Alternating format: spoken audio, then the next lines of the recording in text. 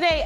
I hope you're doing great and that your English has been perfected. J'espère que vous vous portez bien et que votre anglais se perfectionne. Aujourd'hui, je voulais vous parler de much et many. Ok, les deux sont des quantifieurs et ils veulent tous les deux dire beaucoup de. Mais quand est-ce qu'on utilise much, quand est-ce qu'on utilise many? C'est ce qu'on va voir aujourd'hui. Alors, pour many, on utilise many pour dire beaucoup de lorsqu'on parle de choses qui sont quantifiables. C'est-à-dire qu'on peut les compter une à une, ok? Des gens, people, one person, 10 people. Des gâteaux, one cake, 10 cakes. One house, 10 houses. One pen, 10 pens. One car, 10 cars, ok? Des choses qu'on peut dénombrer. Donc, on va utiliser how many quand on veut poser des questions au sujet de choses qu'on peut dénombrer, qu'on peut compter. How many brothers and sisters do you have? Combien de frères et sœurs as-tu? On peut dire un frère, 10 frères, 15 frères. Many va nous aider à plus parler du nombre. Ok, pour des choses qui sont dénombrables. Mais much va plus nous aider à savoir la quantité de choses qu'on a pour des choses indénombrables. Ok, donc quand on peut dénombrer, on va utiliser many. Mais lorsqu'on ne peut pas dénombrer et donc on veut parler de quantité de, ok, j'appelle quelque chose d'un dénombrable, quelque chose dont on a besoin d'une unité de mesure supplémentaire pour pouvoir quantifier.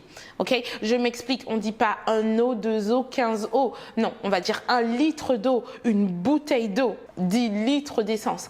Donc, quand on a besoin d'une unité de mesure supplémentaire pour quantifier cette chose-là, on va utiliser much. On utilise également much quand on parle d'argent. Donc, how much is this wine? Combien coûte ce vin? Okay? Or how many glasses of wine did you drink yesterday? D'accord, c'est clair pour vous? Alors, n'oubliez pas que how much et how many s'accordent avec le nombre qu'on va dire, ok? How much is this jacket? How much are those shoes? Combien coûte cette veste? Donc is. Et combien coûtent ces chaussures? Donc il y en a plusieurs, donc on va utiliser as, ok? C'est pas is toujours. Tout dépend de si c'est quelque chose de pluriel ou de singulier. Faites attention à cette erreur qui revient assez fréquemment. Il y a cependant une exception. Okay? Par exemple, avec time, time qui veut dire le temps, mais aussi la durée. On peut utiliser how much time, mais aussi how many times.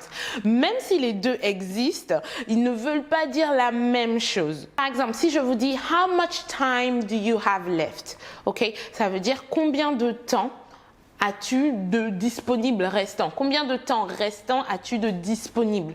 Mais si je vous dis how many times did I tell you to close the door? C'est combien de fois t'ai-je dit de fermer la porte? Ok? Même si les deux existent, ils ne veulent pas vraiment dire la même chose. Encore une fois, quand on utilise many, c'est pour compter le nombre d'eux. Mais quand on utilise much, c'est pour compter plus la quantité d'eux.